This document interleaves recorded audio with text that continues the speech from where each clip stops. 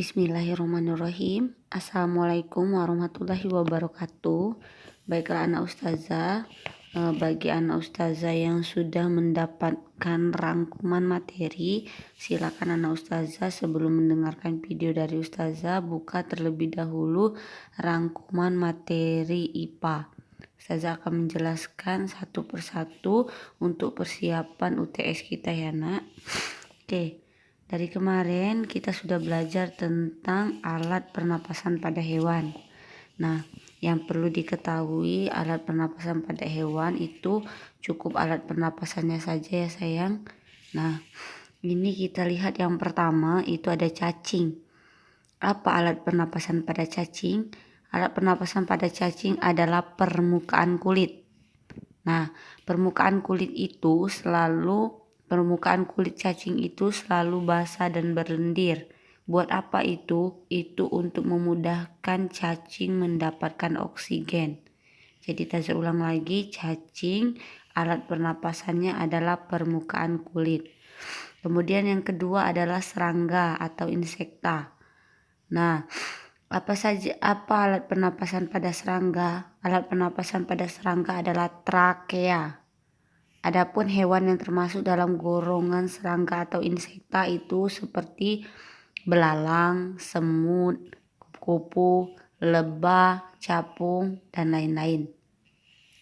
Kemudian yang kedua itu ada ikan atau Pisces. Ikan itu bernapas dengan insang ya nak. Jadi semua ikan itu biasanya bernapas dengan insang kecuali ikan yang mamalia ya nak. Oke, yang D itu ada amfibi. Apa itu amfibi? Amfibi adalah hewan yang hidup di dua alam, yaitu di darat dan di air. Salah satu contoh hewan amfibi itu adalah katak. Nah, katak ini ketika dia berupa kecebong, ketika ia masih berbentuk kecebong, ia bernapas dengan insang. Sedangkan katak dewasa bernapas dengan paru-paru dan permukaan kulit. Yang selanjutnya itu adalah burung atau aves. Burung itu bernapas dengan paru-paru, tetapi ketika dia terbang, pernapasannya dibantu oleh kantong udara atau pundi-pundi udara. Taza ulangi lagi ya nak, burung itu bernapas dengan paru-paru. Tetapi ketika dia terbang, pernapasannya dibantu oleh kantong udara atau juga disebut dengan pundi-pundi udara. Kemudian yang selanjutnya adalah mamalia. Mamalia adalah hewan yang menyusui. Tetapi ada juga hewan mamalia yang tidak menyusui, tetapi hanya melahirkan saja. Nah, hewan mamalia ini terbagi menjadi dua macam ya nak. Ada mamalia darat dan ada mamalia air. Apa contoh mamalia darat? Banyak contohnya. Ini hanya sekedar contoh yang saya sebutkan ya nak. Misalnya kucing, harimau, kijang, kambing, dan lain-lain. Sedangkan mamalia air contohnya seperti paus, lumba-lumba, dan duyung. Apa alat pernapasan pada hewan mamalia? Alat pernapasan pokok mereka adalah paru-paru. Kita lanjut yang kedua ya nak. Yang kedua ada organ pernapasan pada manusia. Organ pernapasan manusia itu yang pertama ada hidung, ada faring, ada laring, trakea, bronkus, bronkeolus, paru-paru atau alveolus. Kita jelaskan satu persatu. Ini yang ustazah buat rangkumannya. Ini adalah yang mesti anak ustazah pahami ya nak. Oke, yang pertama ada hidung. Hidung, di dalam hidung itu terdapat rambut-rambut pendek. Apa fungsi rambut-rambut pendek di dalam hidung? Itu fungsinya untuk menangkap kotoran yang masuk. Sedangkan selaput hidung atau lendir pada hidung itu berfungsi untuk melembabkan dan mengatur suhu udara yang masuk agar sesuai dengan suhu tubuh. Jadi taza ulang lagi, Di dalam hidung itu ada rambut-rambut pendek, fungsinya untuk menangkap kotoran yang masuk, sedangkan selaput hidung atau lendir pada hidung itu berfungsi untuk melembabkan dan mengatur suhu udara yang masuk agar sesuai dengan suhu tubuh. Kemudian sesudah hidung, di bawah hidung itu ada faring. Nah, kalau Ustazah mau lebih jelas di mana tempatnya itu Ustazah bisa buka buku tematik tema 2 itu halaman 14 dan 15 ya nak. Nah, itu Ustazah bisa lihat gambarnya mana yang hidung, faring, laring, trakea atau batang tenggorokan, bronkus, bronkeolus, paru-paru ataupun alveolus. Oke. Yang kedua itu ada faring, yang terbalik ya nak.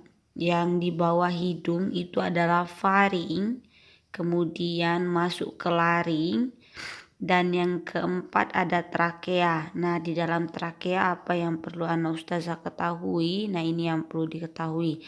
Di trakea atau batang tenggorokan itu ada silia. Silia ini berupa rambut-rambut halus yang ada pada batang tenggorokan. Jadi misal ya nak, misal Ustazah itu sedang flu. Jadi kita biasanya bernapasnya bukan lewat hidung tetapi lewat mulut. Kenapa paru-paru kita bisa mencerna oksigen yang masuk? Itu karena ketika kita bernapas lewat mulut, maka kotoran yang masuk itu tidak bisa disaring oleh rambut-rambut hidung, rambut-rambut pendek pada hidung. Jadi kotoran yang masuk itu bisa didorong keluar oleh silia yang ada pada trakea atau batang tenggorokan. Nah, di trakea batang tenggorokan ini terdapat silia. Apa fungsi silia? Fungsinya untuk mendorong keluar debu-debu dan bakteri yang masuk. Kemudian yang selanjutnya ada bronkus, batang yang besar di dekat paru-paru itu. Kemudian ada bronkeolus, itu adalah percabangannya ke tempat paru-paru. Kemudian di dalam paru-paru kita itu ada alveolus. Nah, alveolus ini bentuknya seperti anggur ya nak. Jadi kalau Ustazah lihat gambarnya di buku tematik tema 2 halaman 14 dan 15. Nah, alveolus ini bentuknya seperti anggur. Jadi alat pernapasan manusia yang bentuknya seperti anggur adalah alveolus. Apa fungsi alveolus? Nah, alveolus ini berfungsi sebagai tempat pertukarannya gas oksigen atau O2 dan karbon dioksida atau CO2. Nah, itulah alat pernapasan atau organ pernapasan pada manusia. Kita akan belajar tentang sistem pernapasan pada manusia. Sistem pernapasan pada manusia itu terbagi menjadi 2. Yang pertama ada sistem pernapasan dada dan yang kedua sistem pernapasan perut. Bagaimana sistem pernapasan dada? Jika sistem pernapasan dada maka kita menggunakan tulang rusuk. Tetapi ketika pernapasan perut kita menggunakan otot diafragma. Nah, bagaimana cara udara bisa masuk? Nah, ini sistemnya ya nak. Ketika otot antar tulang rusuk berkontraksi, itu rongga dada dan paru-parunya membesar. Kemudian udara masuk. Nah, bisa Ustazah coba di rumah itu menghirup udara. Nah, ketika Ustazah menghirup udara, maka itu otot antar tulang anak rusuk Ustazah itu sedang berkontraksi. Sehingga rongga dada dan paru-paru Ustazah itu membesar dan udara pun masuk. Kemudian ketika Ustazah mengeluarkan napas, Maka saat itu tulang rusuk anak ustazah itu berelaksasi sehingga rongga dada dan paru-paru mengecil, udara pun keluar. Itulah cara tubuh kita menghirup udara dan mengeluarkan udara. Kemudian jika anak ustazah menggunakan pernapasan perut, maka itu otot diafragma.